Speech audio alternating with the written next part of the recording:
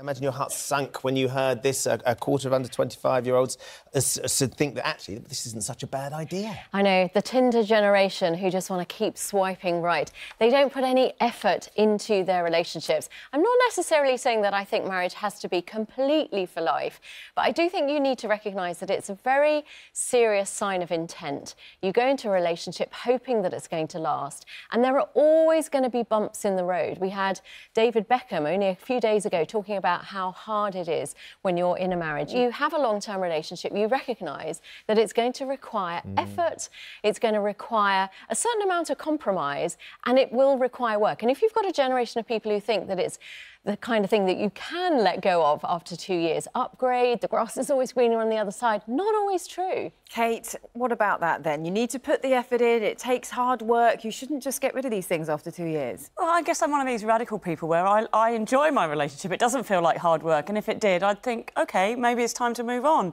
I kind of... It's fascinating, the analogy to mobile phones. Like, if you've got a mobile phone and it's costing you £80 a month and you can see you could get the same deal for £25 a month, I would say go for it. And if you're in a relationship with somebody who takes you out for dinner once a month and you've got the offer of getting into a relationship with someone who takes you out for dinner twice a week, I say, good for you, you know, you only live once. And I think, you know, it's not that I'm against people but I mean, actually, you could have this 2-year rolling contract. How romantic, your 10th renewal. Because right now, you know who gets all the parties? It's the people who get married again every 3 years. Renew their vows. But how lovely that you could, you know, if your relationship's going great, you wouldn't go out in your car and not take your emergency kit, you know. It's not because you want your car to break down or you expect it to break down. But if it did break down, you wouldn't just then suddenly leave it on the hard shoulder and just flag down something else. You would actually wait for someone to come and repair it. I'd give it half an hour, yeah. But at the same time, if you're in a relationship and you recognise that the loyalty bonus of staying longer is that you end up with all these extra benefits like companionship, someone supporting you, whereas if you keep chopping and changing, nobody's got the loyalty with you because you're not investing any loyalty in the other person. Well, you say that, but all the data shows that people in these long-term relationships, loads of them are miserable, loads of them are actually having affairs, loads of... I mean, there's all kinds of things that are going wrong. They think they're miserable, they think they're miserable, and then they get out of the relationship. What's the difference between thinking you're miserable and being miserable? Because when you get out of it, a lot of people suddenly think, oh, my goodness, I've actually missed something, I'm losing. OK, no, I know the numbers on this, because a year out of a long-term relationship, on average, men are more likely to feel like their life is worse, but 75% of women a year out of a long-term relationship say their life is better. Oh, my goodness, do you think I should be changing my mind? Yes, I do. And so many people getting in touch on this. Majority, I have to say, Kate, are against the idea. Why bother getting married if it doesn't mean your vows won't mean anything? That's Julia. Sally Biddulph, who's one of our colleagues in the regions. No to renewable contracts for marriage. Your vows cover off all the storms you have to weather and the joys you get to celebrate. It's about the commitment. Chris says it's definitely a no.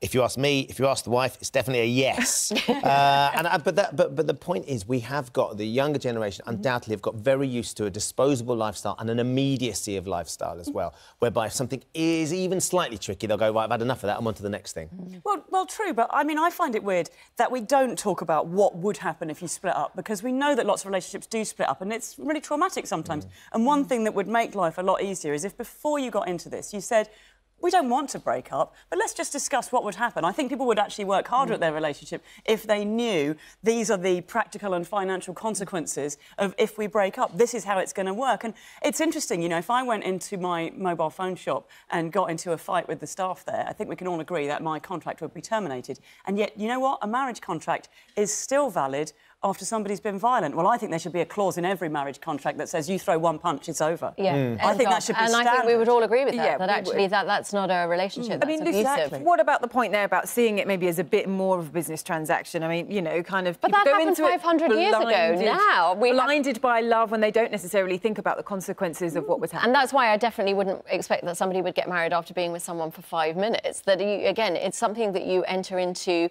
with forethought, that you enter into it seriously, because it is potentially a lifetime commitment. And as a result, they bring with it lots of benefits out of having a long-term relationship.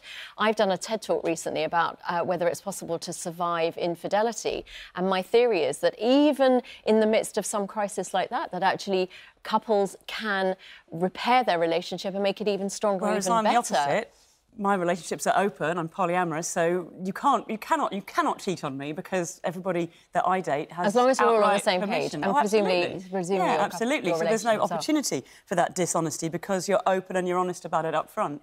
And yeah, and for me, that's always been the thing that works, and that's always been the thing. I just worry that there is this concept of instant gratification for a particular generation, and that if they apply that to every aspect of their life, including their long-term relationships, then they're only having heartache at the end of it. But you talk about a relationship lasting a lifetime, and the thing about lifetimes is we only get one.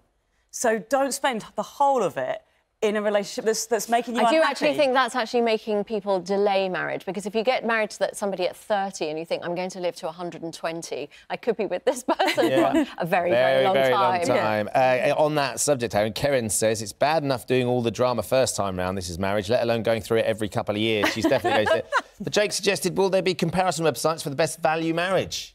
Now, there's a whole market that Martin Lewis hasn't looked at. It could open up a whole load of eventualities, couldn't it? Who knows? A world of possibilities.